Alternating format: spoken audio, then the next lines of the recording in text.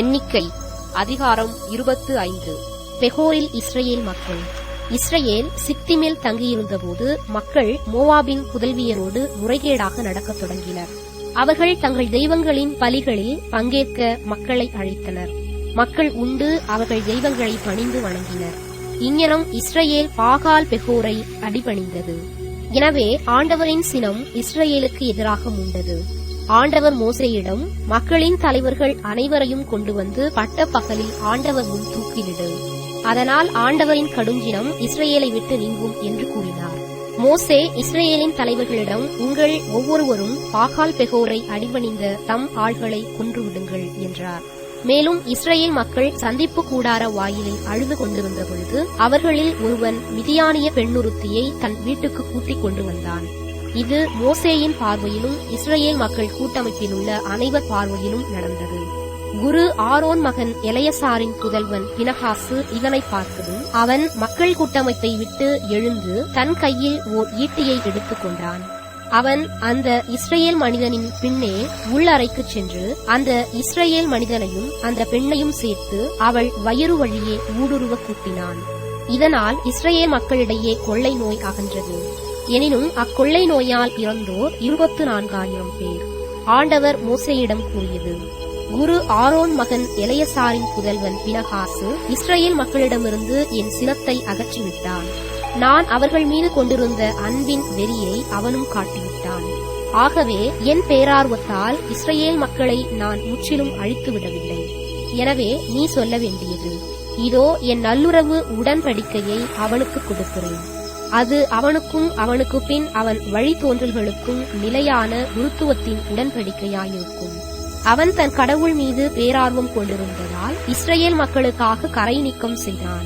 மிதியானிய பெண்ணுடன் சேர்த்து கொல்லப்பட்ட இஸ்ரயேலன் பெயர் சிம்ரி. இவன் சிமியோன் குலத்தைச் சார்ந்த மூதாதையர் வீட்டு தலைவனான சாலுவின் மகன். கொல்லப்பட்ட அந்த மிதியானிய பெண்ணின் பெயர் கோசுபி. இவள் மிதியானில் மூதாதையர் வீடொன்றுக்கு தலைவனான சூரின் மகள்.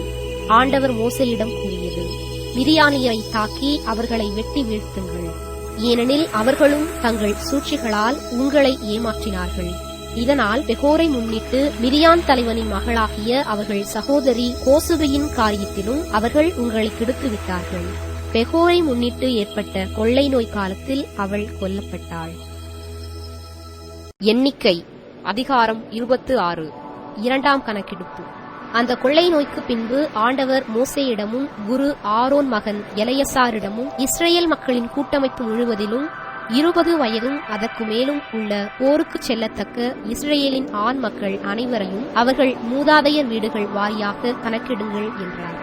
மோசேயும் குரு எலெயசாரும் எரிகோவுக்கு எதிரே யோர்தானை அடுத்த மோவாபு சமவெளியில் அவர்களிடம், ஆண்டவர் மோசேக்கு கட்டளையிட்டபடியே 20 வயதும் அதற்கு மேலும் உள்ளவர்களை கணக்கெடுங்கள் என்று கூறினர்.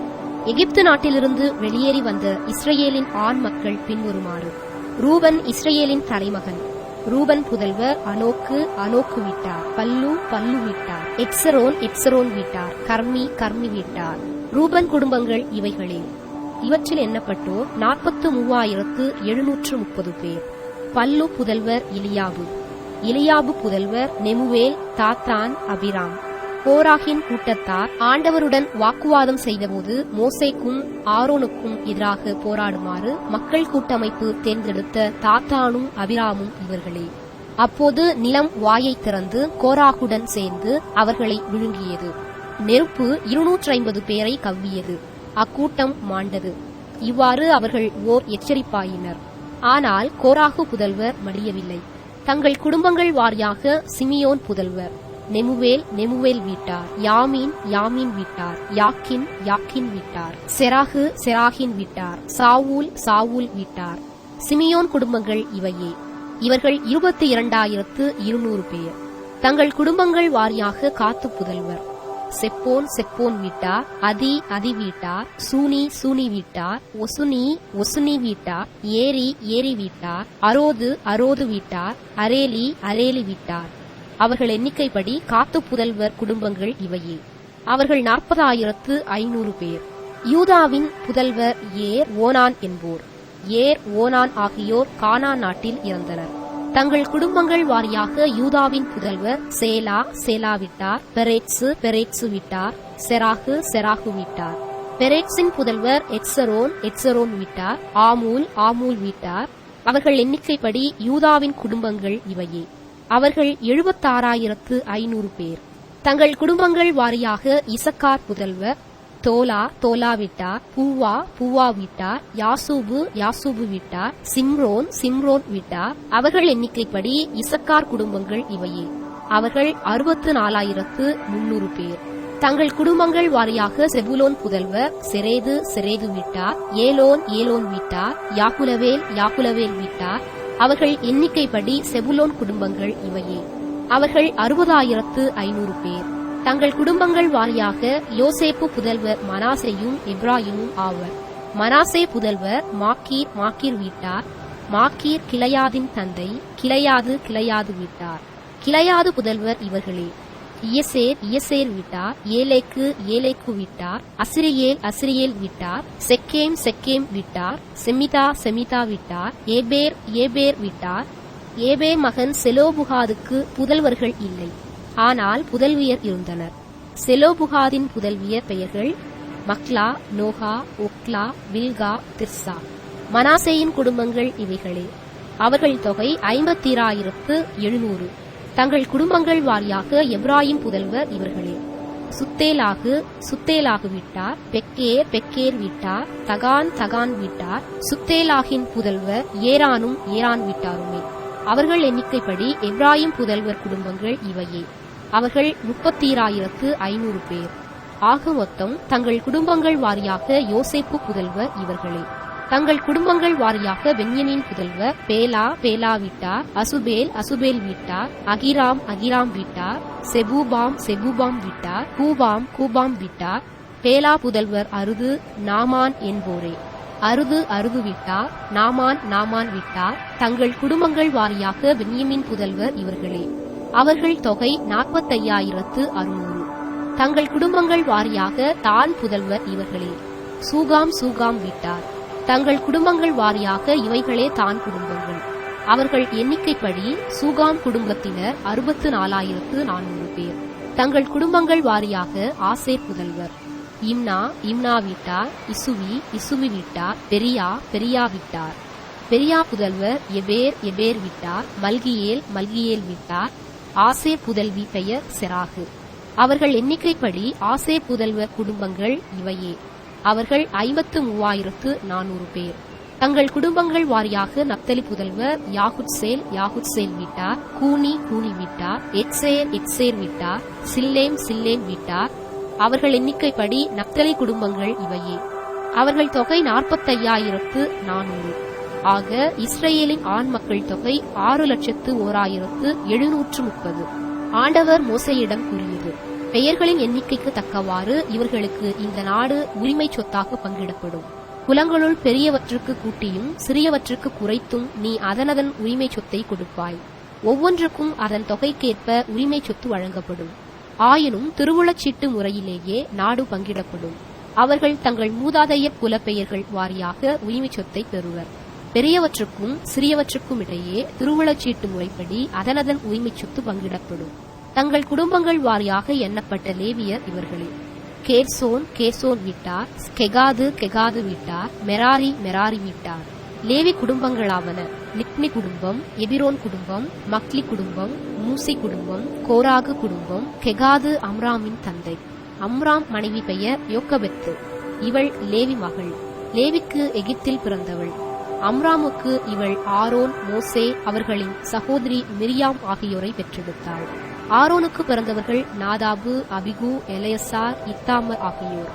ஆனால் நாதாபும் அபிகுவும் ஆண்டவர் முன் வேற்று நெருப்பை கொண்டு வந்தபோது கொல்லப்பட்டனர். லேவியருள் 1 மாதமும் அதற்கு மேலும் வயதுடைய ஆண்களில் எண்ணப்பட்டோர் 23,000 பேர். இஸ்ரேல் மக்களிடையே அவர்கள் பதிவு செய்யப்படவில்லை. ஏனெனில் இஸ்ரேல் மக்களிடையே அவர்களுக்கு எந்த உரிமை சொத்தும் தரப்படவில்லை. மோசேயாலும் குரு எலெயசாராலும் எண்ணப்பட்டோர் இவர்களே. அவர்கள் இஸ்ரேல் மக்களை எரிகோவுக்கு எதிரே யோர்தானை அடுத்த மோவாபிய சமவெளியில் எண்ணினார்கள். ஆனால் சீனாய் பாலைநிலத்தில் எண்ணப்பட்டிருந்த இஸ்ரவேல் மக்கள், அதாவது மோசேயாலும் குரு ஆரோனாலும் எண்ணப்பட்டோருள் எவரும் இவர்களிடையே இல்லை. ஏனெனில் அவர்கள் பாலைநிலத்தில் மடிந்து விடுவர் என்று ஆண்டவர் சொல்லியிருந்தார். எபுன்னே புதல்வன் காலேபையும் நூன் புதல்வன் யோசுவாவையும் தவிர அவர்களில் ஒருவனும் மீந்திருக்கவில்லை. எண்ணிக்கை அதிகாரம் 27. செலபுகாதின் புதல்வியர். யோசேப்பு புதல்வரான மனாசே குடும்பங்களைச் சார்ந்தவர் செலொபுகாத்து. இவர் மனாசேயின் மைந்தர் மாக்கிரின் புதல்வர் கிலியாதுக்கு பிறந்த ஏபேரின் மகன். இவருக்கு மக்லா, நோகா, ஒக்லா, மில்கா, திஸ்ஸா என்ற புதல்வியர் இருந்தனர். அவர்கள் வந்து மோசே, குரு எலையசார், தலைவர்கள், மக்கள் கூட்டமைப்பினர் அனைவர் முன்னிலையில் சந்திப்பு கூடார வாயிலருகில் நின்று கூறியது: எங்கள் தந்தை பாலை நிலத்தில் இறந்து போனார். கோராகை சார்ந்தவர்கள் ஆண்டவருக்கு எதிராக கூடிய கூட்டத்தினுள் அவர் இல்லை. அவர்தம் பாவத்துக்காகவே இறந்தார். அவருக்கு புதல்வர்கள் இல்லை. இப்போதும் தமக்கு புதல்வர் இல்லாத காரணத்துக்காக எங்கள் தந்தையின் பெயர் அவர் குடும்பத்திலிருந்து ஏன் நீக்கப்பட வேண்டும்? எங்கள் தந்தையின் சகோதரர்களிடையே எங்களுக்கும் பங்கு தாருங்கள். மோசே அவர்கள் வழக்கை ஆண்டவரிடம் கொண்டு வந்தார். ஆண்டவர் மோசேயிடம் கூறியது: செலபுகாதின் புதல்வியர் கேட்பது சரியே. அவர்கள் தந்தையின் சகோதரரிடையே அவர்களுக்கும் உரிமை சொத்தில் பங்கு கொடுத்து அவர்கள் தந்தையின் உரிமை சொத்து அவர்களுக்கு கிடைக்கச் செய்.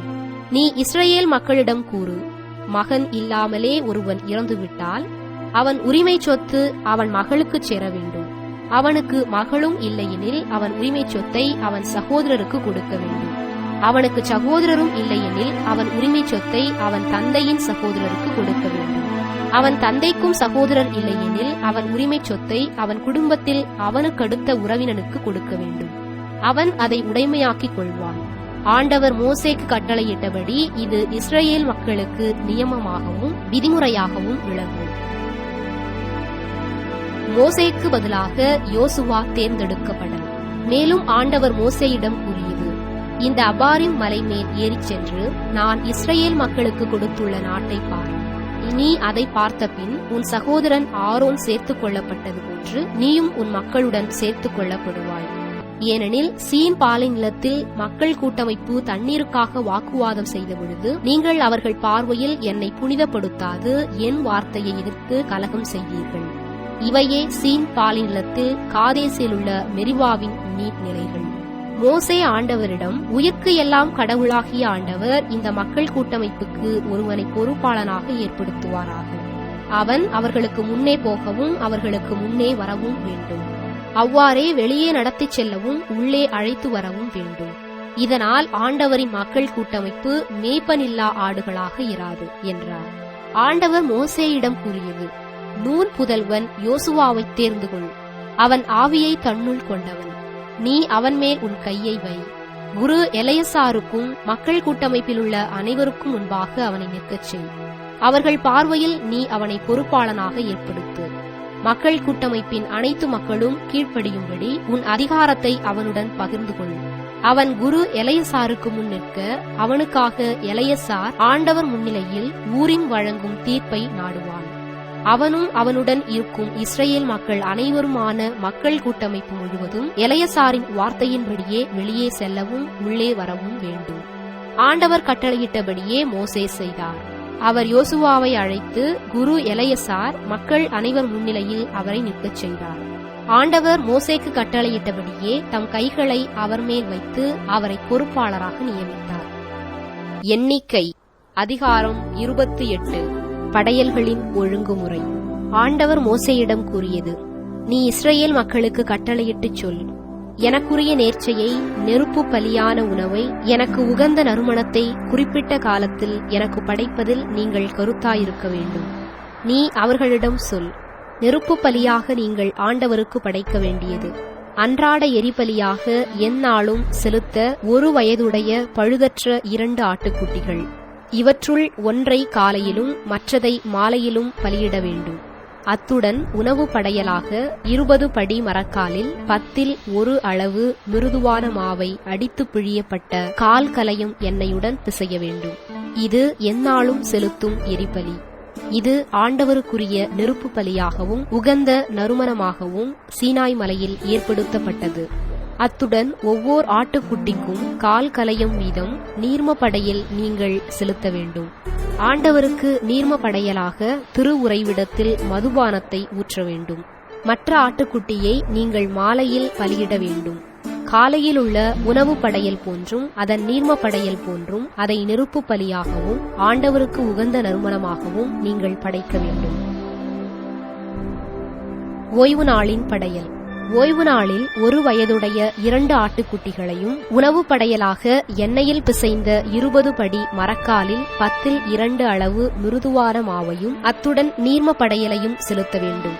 எந்நாளும் செலுத்தும் எரிபலியும் நீர்ம படையலும் நீங்களாக இது ஒவ்வொரு ஓய்வு நாளிலும் செலுத்தப்பட வேண்டிய எரிபலி ஆகும். மாதப்பிறப்பின் படையல். மாத தொடக்கத்தில் எரிபலியாக நீங்கள் ஆண்டவருக்கு செலுத்த வேண்டியவை: இளங்காளைகள் 2, ஆட்டுக்கிடாய் 1, 1 வயதுடைய ஆட்டுக்குட்டிகள் 7. இவை பழுதற்றவையாக இருக்க வேண்டும்.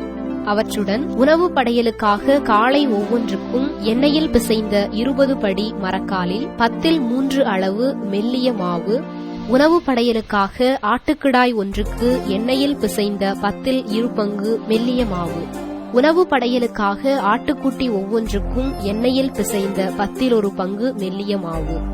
இவை எரிபலிக்காகவும் ஆண்டவருக்கு உகந்த நறுமணமான நெருப்பு பலிக்காகவும் இருக்க வேண்டியவை.